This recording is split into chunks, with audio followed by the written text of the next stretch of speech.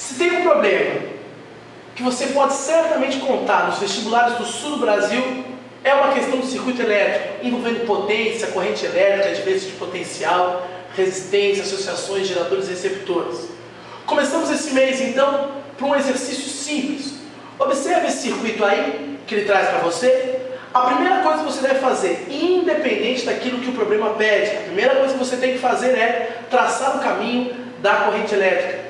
Observe que você tem uma fonte de tensão aqui de 10 volts, certo? Como você só tem ela, automaticamente isso aqui é um gerador. Bacana. Observe que esse palitinho maior aqui vai ser o polo positivo para a gente, e o palitinho menor vai ser o polo negativo. Lembre-se que no gerador, no sentido convencional da sua corrente elétrica, a corrente sai do polo positivo para o polo negativo. Então aqui você tem um caminho dessa corrente, ela sai para a esquerda. Legal. Quando ela chega no ponto A, existe um caminho onde não tem resistência nenhuma, e existe um caminho onde tem uma resistência de 1 ohm e outra resistência de 10 ohms. Lembre-se de que resistência elétrica e corrente elétrica são grandezas inversamente proporcionais, ou seja, essa corrente vai passar por esse fio onde não tem resistência nenhuma. Ela vai passar toda por esse fio que não tem resistência nenhuma e vai acabar fechando lá no polo negativo. O que você conclui com isso?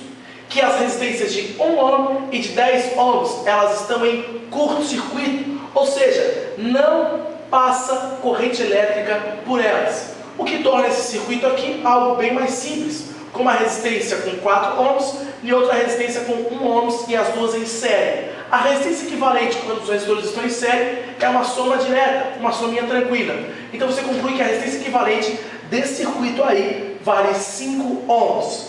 Além disso, você pode também calcular a sua corrente elétrica total, utilizando a lei de Ohm. Lembre-se, DDP é igual à resistência total vezes a corrente elétrica total desse circuito. A sua DDP, então, 10 volts, observe ela aqui. A sua resistência equivalente, nós calculamos um pouquinho antes ali.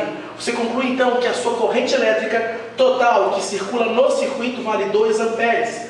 Além disso, se os resistores de 1 ohm e de 4 ohms estão em série, automaticamente eles têm a mesma corrente elétrica. Se eles estão em série, eles têm a mesma corrente elétrica. O seu exercício pede também para você calcular a potência. Pede para calcular a potência no resistor de 10 ohms.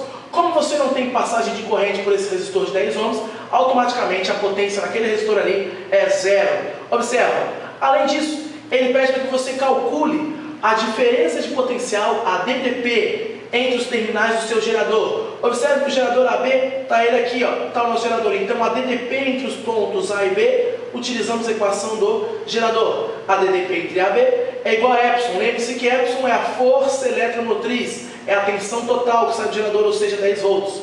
Algo será consumido, o que chamamos de uma resistência interna. Então aqui dentro vai ter uma tensão dissipada internamente. Observe então, posso afirmar que o Epsilon, a força eletromotriz é 10, o resistor de 1 ohm que está ali entre A e B, passando por uma corrente de 2 amperes. Você conclui então que a diferença de potencial entre A e B é 8 volts. O que você pensa com isso?